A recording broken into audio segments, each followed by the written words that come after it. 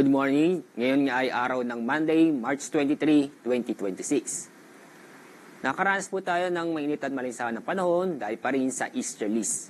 Itong easterlies ay base sa ating mga data o analysis, ay magpapatuloy ang epekto nito sa ating bansa sa susunod na 5 araw.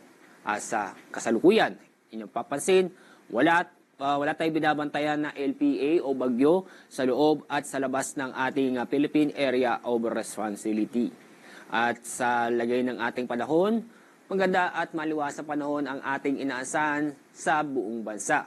Asahan din ang mainit at malinsangan na panahon dahil sa easterlies. Itong mainit at malinsangan na panahon ay mararamdaman natin lalo-lalo na sa tanghali o sa hapon. Sa Metro Manila, ang inaasahan ko natin pinakamataas na temperatura ay aabot ng 31 degrees Celsius.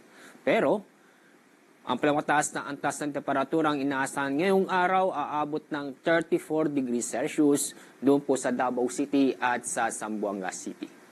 Asahan po natin ng mga isolated na mga pag-ulan dulot ng thunderstorm sa bandang hapon o sa gabi. Kahapon, ang pinakamataas na heat index ay umabot ng 39 degrees Celsius doon po sa Langranja, Carlota, Negros Occidental at sa Cotabato City. Sa Metro Manila, umabot ng 34 degrees Celsius.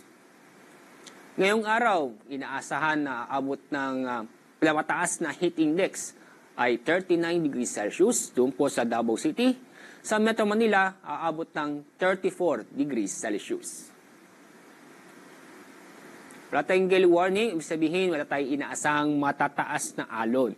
Pero paalala sa mga kababayan po natin na papalaot sa ating mga karagatan, mag-ingat pa rin dahil sa mga nabubuong thunderstorm, lalo-lalo na sa hapon o sa gabi. Ang araw sisikat mamayang 5:58 ng umaga.